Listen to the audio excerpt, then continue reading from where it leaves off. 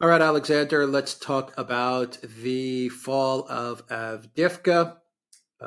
Shoigu made it official. He told Russian President Vladimir Putin that Avdiivka is in Russia's control.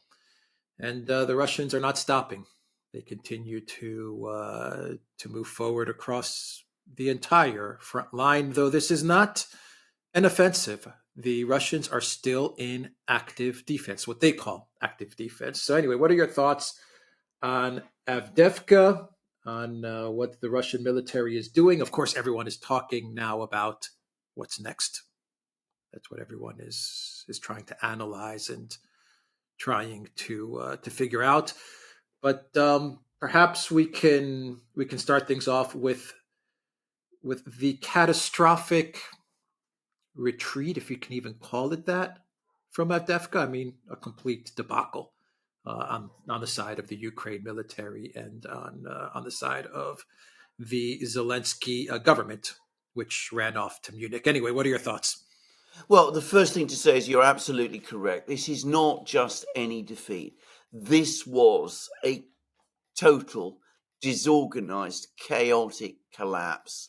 A couple of days ago, the Ukrainians were still talking about holding on to Avdeyevka. Syrskyi was supposed to be organizing a counterattack to stabilize the situation in Avdeyevka. The 3rd Assault Brigade, which we all know as the Azov Brigade, was being redeployed to defend Avdeyevka. Air defense assets were also being rushed to Avdeyevka. It was all the talk was of holding out.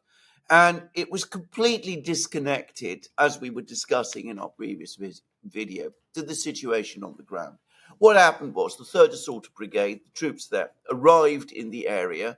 They saw the catastrophe that was unfolding. They became involved in a short period of fighting with the Russians, relatively short, a couple of days. They took enormous losses and they simply disobeyed orders.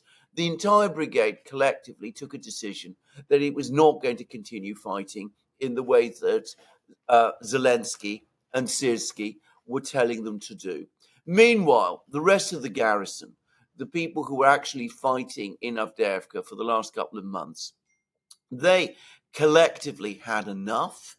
And we saw play out over the weekend one of the most disorganized and chaotic collapses I think that there's ever been in military, at least modern military history, and certainly the most chaotic that there's been over the course of this conflict in Ukraine.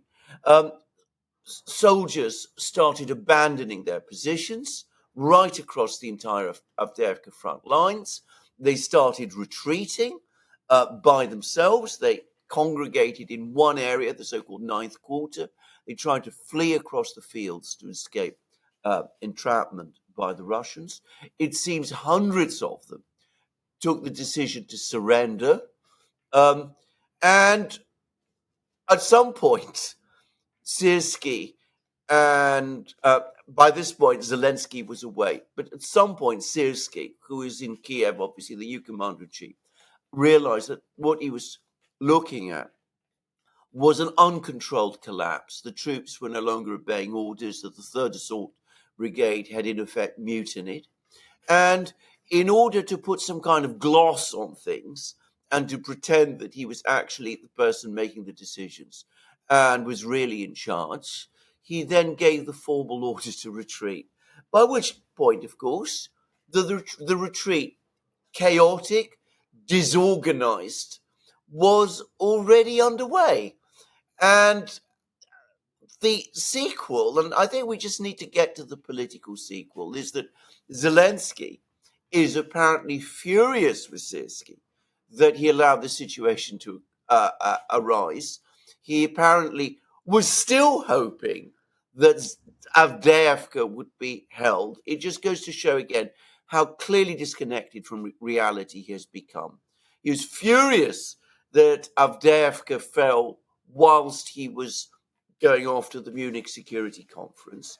And apparently he's insisting on criminal investigations of some of the soldiers who fled from Avdeyevka, and also and this is politically incredibly dangerous, of the leadership of the 3rd Assault Brigade, in other words, of the assault of the Azov Brigade. So, total chaos, and Zelensky still clearly doesn't get it, because, needless to say, going after the Azov Brigade, who are already, overprivileged, very powerful force with guns, even in, the men with guns, and with political views that we all know, I would have thought he's playing with fire. But apparently that is what Zelensky wants to do. Now, I've been getting streams of reports now, including, private emails, including from one particular person who, I'm not going to say who he is, except to say that he's not based in Ukraine, but who does have information from, he's consistently been reliable about the information he's had from the front lines and from the situation. He says that the stench from decomposing bodies across Avdeyevka is unbearable, that the Russians are having to organize parties of men to try to collect all these bodies. He's given me a figure for what are believed to be the total Ukrainian losses in Avdeyevka. And I have to say, this figure is staggering. I'm not going to say what it is because it's not received independent corroboration, but he has been consistently reliable about this kind of thing in the past. And suffice to say, it is a bigger number than any I have seen from any other source. It seems that there are thousands of Ukrainian troops, not hundreds, thousands, who have been taken prisoner over the course of this battle, not just over the course of the last couple of days, by the way. And this is the most terrible debacle. And it seems the Ukrainian army, the soldiers in the Ukrainian army, understand this very well. And they are furious about it. They're furious with Syrskyi, obviously, and they're furious above all with Zelensky himself. And I'm also getting reports that several brigades are now becoming extremely restless and angry, and are increasingly questioning the nature of the leadership they're receiving from Kiev. And for all I know, that might be the reason why Zelensky is insisting on criminal prosecutions against soldiers in Avdeyevka. Perhaps because even he, in his disconnected way, is starting to sense that there's a real risk that he might lose control. So chaos, disaster all round, incompetent military leadership at every level, a decision to hold on to Avdeyevka long after it had become clear that the town was becoming undefendable. And by the way, when I say incompetent military leadership, we should not acquit Zaluzhny as well. It was already obvious two or 3 weeks ago that the situation in Avdeyevka was becoming critical. The Russians would never have kept their troops exposed in that kind of situation, assuming that they'd ever found themselves in that kind of situation in the first place, which is inconceivable. But anyway, there should have been a withdrawal order made at least a week before, as I said, this collapse that we see. And instead it was delayed until the soldiers themselves started to retreat, and conducted in the most chaotic and disorganized way, resulting in losses being much higher than they should ever have been. Yeah, I mean, Zaluzhny should have retreated weeks ago, months ago, but maybe that signals that Zaluzhny is really not commanding anything. Maybe this is evidence of command taking place outside of Ukraine, perhaps. But what opportunity does Zaluzhny now have, given all of the chaos in the military ranks, especially amongst the the Azov guys, of which whatever fault falls on Zaluzhny for Avdeyevka, the Azov guys he has always kept close to him, and they've always been Absolutely. very loyal to Zaluzhny. So, how does he capitalize on this anger in Well, in the indeed, military, absolutely. especially amongst the Azov guys, against Zelensky? I mean, once again, Zaluzhny, Poroshenko, and Klitschko. We can't forget that these guys are obvious. I mean, I don't think this is a secret. They are aligned together now. They're So coming what together. Well, I happens mean, here? Yeah. Zaluzhny has just joined Poroshenko's political party. So, I mean, there is. I mean, I think we can confidently say now, by the way, that we are in a pre-coup situation in Ukraine. I mean, there is confidence in the leadership amongst the soldiers is well on the way to total collapse. Some parts of the Ukrainian army, I mean, the Ukrainian army formally is still obeying orders, but it only needs a spark, it seems to me, for something to happen. So, I mean, it's looking dangerous. Now, it has to be said, Zelensky still has some cards to play. The intelligence and security forces, the SBU and people like that still back him.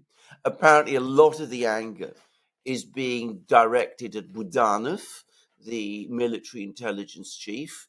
People are saying, what military intelligence chief is this? He didn't predict anything of what would happen in Avdeyevka. He's busy launching missiles at ships in the Black Sea, far away, no connection to the real war, sending, people with guns to kill people in Russia, sending drones aimlessly into Russia. He's not actually doing his job, which is to provide the Ukrainian military with hard intelligence about what the capability the Russians have and what they're doing. So the result is that Budanov is also apparently being criticized, and that might draw him closer to Zelensky. So Zelensky still has that. He's still, for the moment, the constitutional president of Ukraine, though his official term, ends fairly soon. And he took the step when he sacked Zaluzhny to follow up by sacking the entire general staff, basically. I mean, all the top people in the general staff were sacked together with Zaluzhny. So he's decapitated, if you like, the military leadership of Ukraine, replaced it with his own people. I say Zelensky. I mean, perhaps it should be said it's more likely he's chief of staff Andrei Yermak who's actually making these decisions, or so the Ukrainian media imply. So he's not without residual strengths. And Zelensky, it would not be a straightforward thing to remove him. And of course, Zelensky has just shown that the Europeans still back him. They still treat him as the leader of Ukraine. So organizing a coup is not going to be a straightforward thing at all. And Poroshenko and Klitschko and Zaluzhny might feel that it's still not enough time yet. But they've got what is clearly now a very angry 3rd Assault Brigade, the Azov Brigade, probably the other right-wing nationalist formations. They're also becoming increasingly angry. There's widespread anger within the military, though the military itself is divided about this. One brigade, the soldiers of one brigade, actually called for a negotiated peace with Russia. So you see, then they are taking a different perspective of this. They are critical of Zelensky, but they don't necessarily want, hardline nationalists to take over in Kiev.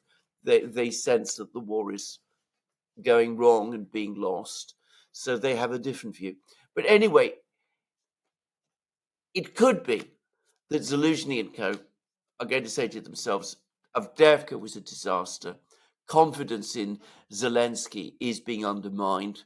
The best thing for us to do, however, is things have not yet reached critical mass. He still has the support of his party in the parliament. Zelensky does. So he's still got the support of the West. The Russians, as you rightly say, are still on the move. They're moving west from Avdeyevka. They're attacking other places. They're attacking a village called Lastochkino. Most reports say they've already captured it. Most reports say that they're moving westwards. They might move further west still. We don't know. They've just started a big offensive in Zaporozhye, where the Ukrainians conducted their own offensive, well, back in the summer. They're also attacking in Bakhmut. They're also attacking in all sorts of other places. So there may be the view that things have not yet reached absolute boiling point.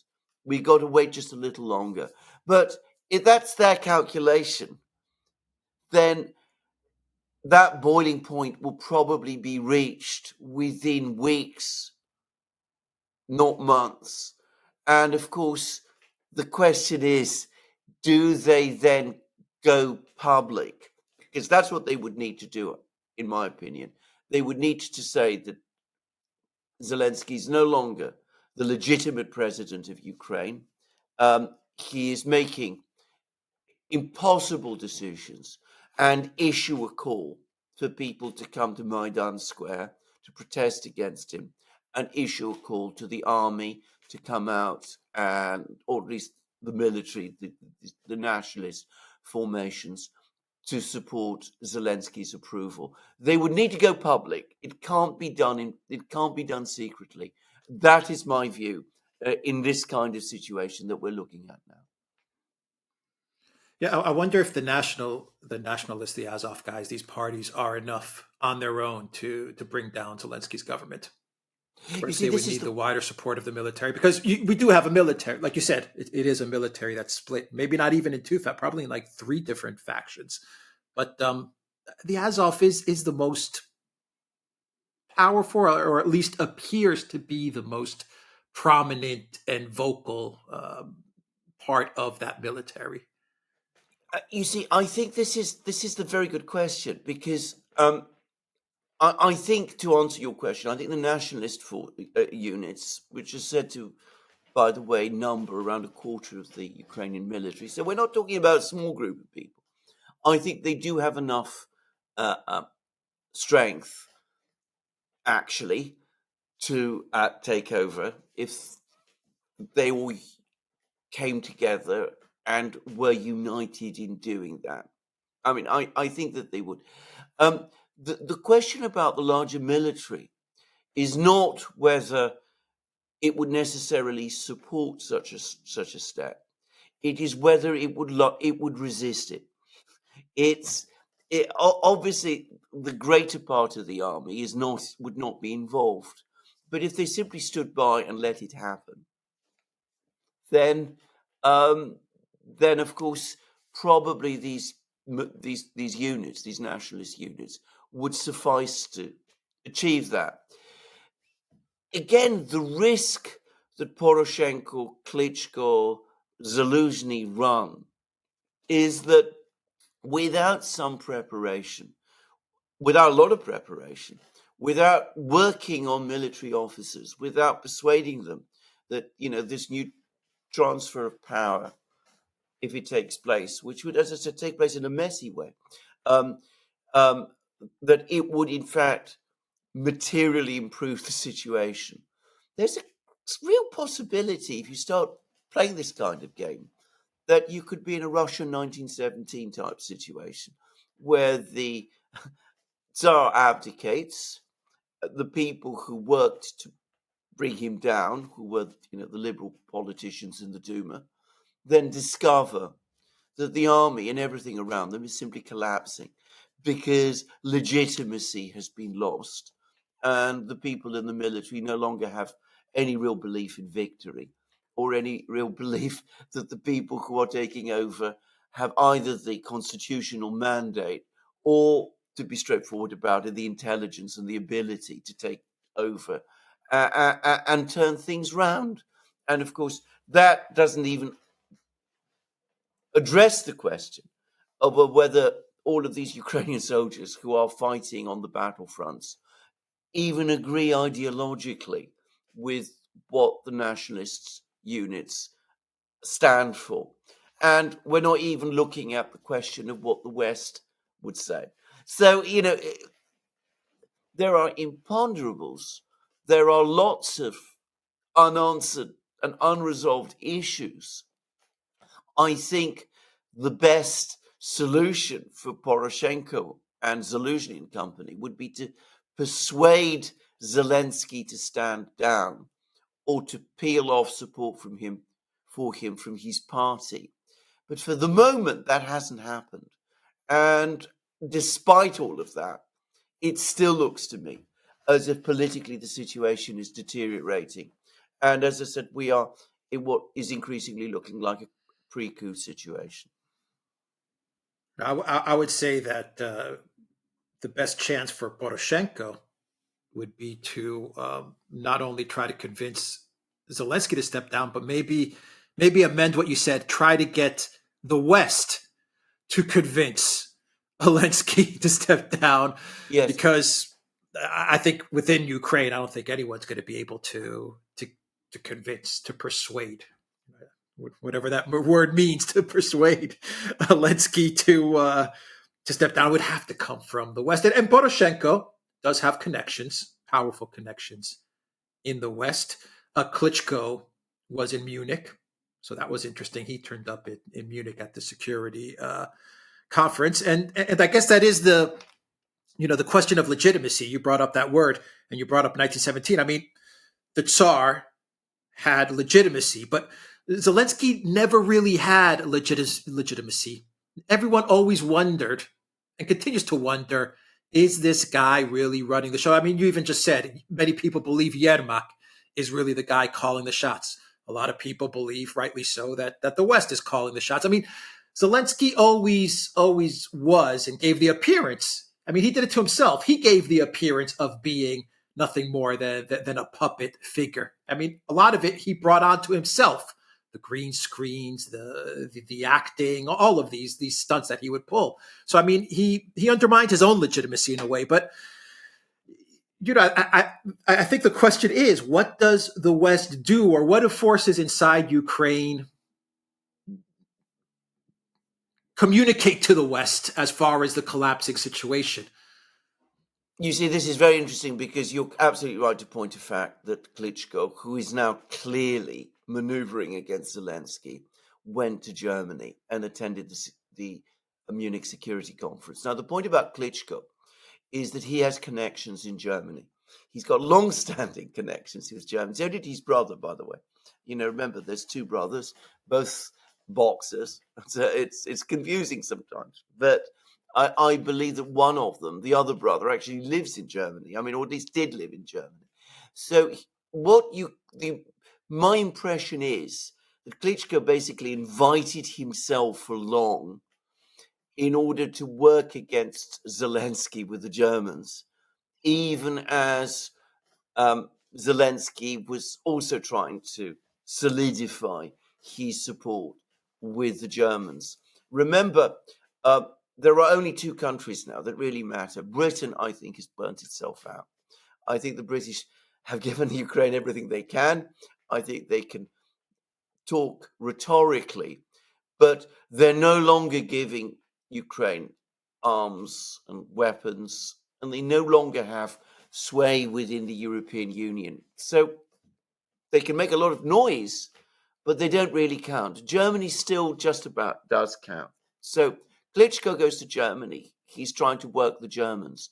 Now, as for Poroshenko, I get the sense that he never had very easy relations with the European leaders, but he does have friends in the United States.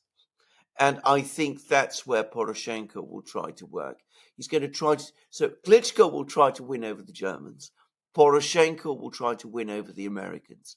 It will be very, very interesting to see what sort of contacts are taking place between Poroshenko and the US Embassy in Kiev at the moment. Remember, Zelensky is so nervous of Poroshenko that he won't allow him to leave the country. He won't allow him to go to Washington to talk to Americans there. So lots going on, lots of uncertainty going on. But again, it's important to say that we are looking at a rapidly deteriorating military picture. And if I could just return to that, there is one story that is being put about, which is all over the media here in the West, especially in Britain, but I think also the United States, that Avdeyevka is the first Russian victory since the Battle of Bakhmut. That is completely wrong. The Russians won a conclusive victory in the summer when they defeated Ukraine's counteroffensive. That was a victory. I mean, the fact that they always talk about the Ukrainian offensive having failed. I've discussed this many times. I know I'm repeating myself, but it didn't fail. The Russians defeated it. The Russians won a defensive battle against Ukraine over the summer. A very important victory, perhaps the key one. And then, of course, a few weeks ago, they captured Marinka as well. And that was also an important victory. So the thing to understand is we have had a string of Russian victories. Bakhmut, the summer offensive, Marinka, now Avdeyevka. The Russian army is getting bigger. The Russian army is getting stronger. And going back to what you originally said at the start of this program, they still haven't started any serious big offensive at the moment. They're still talking about active defense, aggressive attrition, as I like to say. That is what they're doing. They have not yet deployed the main part of their army in any offensive anywhere along the front lines. It is still only a fraction of the Russian army that is conducting these assaults. So it is a deteriorating picture, a rapidly deteriorating picture. I get the sense that the Americans are beginning to sense this. And you can already see the media strategies that the Biden administration is so adept at starting to work in. I don't get the sense that the Europeans understand this. And I'm not sure that even the Poroshenko, Klitschko, Zaluzhny trio understand this. And of course, I'm sure Zelensky doesn't. Well, they're out for power. I mean, Zelensky wants to keep his power. The Klitschko, Zaluzhny, Poroshenko, they want power. So yeah, I don't think anyone really understands what's really going on. They seem all in a panic as well as in a delusion. But yeah, you're completely right. I would even argue, Alexander, that if you look at things from the Russian military perspective, from their standpoint, which is that this war was always about attrition, demilitarization. I would even say that the great offensive of Kharkov and Kherson were even Russian victories, because what the Russians achieved by pulling back is they were able to annihilate a large amount of Ukraine forces, and when you add it up, all of the attrition that the Russians have achieved over the last 2 years has indeed brought Ukraine to where it is at this moment. I mean, you say it all the time. Brian at the New Atlas says it all the time. You have to. The problem with the West is that they are fighting this war for territory. They want to show territorial gains. That's been their objective, and that's been their spin since day one. Is we have to show a map that is changing in favor of Ukraine. That's how we're going to convince the public to go on board with this. But the Russians have not followed this line. They've said from the beginning, this is about demilitarization. It's not so much about the territorial gains. Yes, they are gaining territory, but their number one goal is attrition towards the Ukraine military. And in every single instance, whether it's Kharkov, whether it's Kherson, whether it's been the summer offensive, whether it's been Marinka, Bakhmut, and Avdiivka, the Russians have achieved annihilation of the Ukraine military in every single instance. This is absolutely correct. And can I just point out, we were mentioning this, we were discussing this right at the start of the special military operation. I mean, we were talking about the fact that the Russians, I don't know to what extent, Russians read Clausewitz, but it is very much in the DNA. It is part of the Russian way of war. We even did a live stream right at the start in which we're saying it's not capture of cities, it is the destruction of armies. And that's what the Russians do. That has always been the way the Russians conduct war. Because, I mean, in some ways, it's the nature, the vast size of their country means that it makes sense to do that. And, destroy the enemy's army, and you will achieve your objectives, because by destroying his army, you will destroy his will and ability to resist. So at that point, once you've done that, everything else falls into your lap. And by the way, on that topic, General Rudskoy, who is the operations chief of the Russian General Staff, in other words, a very senior officer, he's just given a long interview to Krasnaya Zvezda, Red Star, which is the official newspaper of the Russian Ministry of Defense. Anyway, he's come along and said, Ukraine still has combat capability. It's not even impossible that they might at some point try to launch another offensive. So what he's basically saying is that aggressive attrition, still has some way to go. The Ukrainians still haven't completely lost combat capability. But obviously, we're getting ever closer to that point. And we're getting closer to that point fast. I mean, the process is accelerating. It was slower before. It's now becoming faster. Yeah.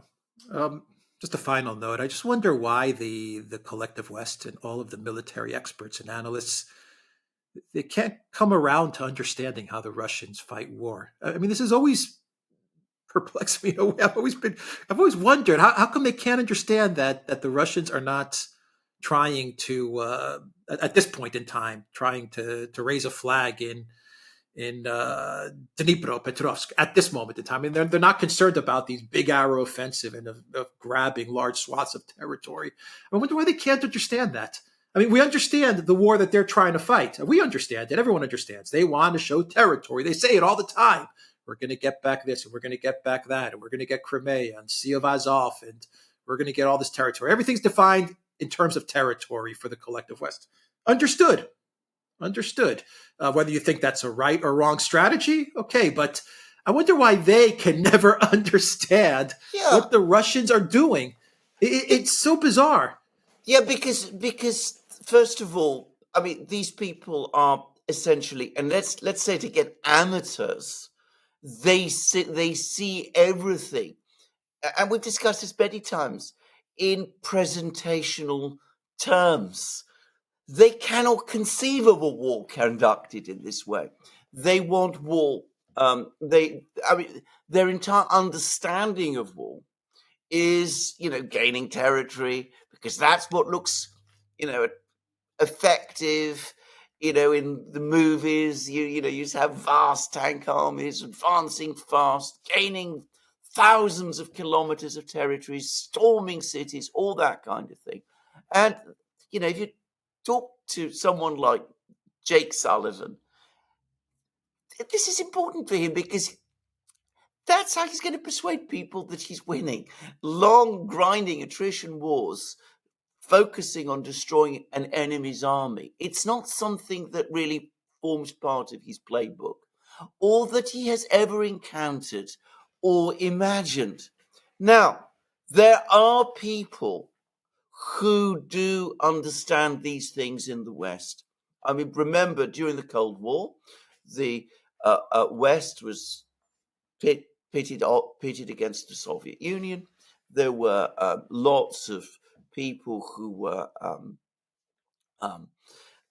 analyzing the Soviet Union and the Soviet military within, the Pentagon and the intelligence agencies and the CIA and wherever, and they did come to an understanding of this.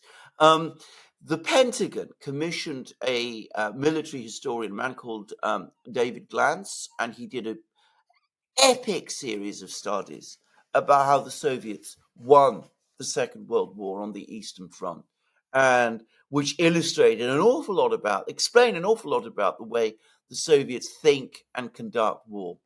All of that has been lost. Now, I'm sure you saw it a couple of days ago. An article appeared in The Guardian which discussed the state of Russian military industries. And I've visited a number of Russian factories. I've said that they are all built in ways, they organize in a different way from the West. They have inbuilt surge capabilities. They have enormous capacities. They are designed to be able to increase production very fast when they need to do. This article in The Guardian, 2 years after the special military operation begins, finally you have somebody acknowledge that very same thing that we were talking about 2 years ago. I do not set myself up as an expert on these matters. I've just visited a few factories. That's all I've done. But I said, I know that there are people in the West who do have that degree of knowledge. And sure enough, one of them came to me, contacted me after I did that program. I'm not going to say who it was, but somebody who has colossal experience in this area and, well, who has been historically somebody who has provided information to Western governments, a person who really understands the Russian military industries backwards. He's told me nobody's reached out to him. He knows all the people who do know about these things. No one has reached out to them because the Western leaders live so much in a bubble, are so focused on their own thing. They don't want to hear. They don't want to hear about the problems. They don't want to learn about the Russian way of war. They don't want to learn about Russian military industries because for them, that would challenge their own beliefs. It would mean contradicting the things they get from all their friends in the think tanks.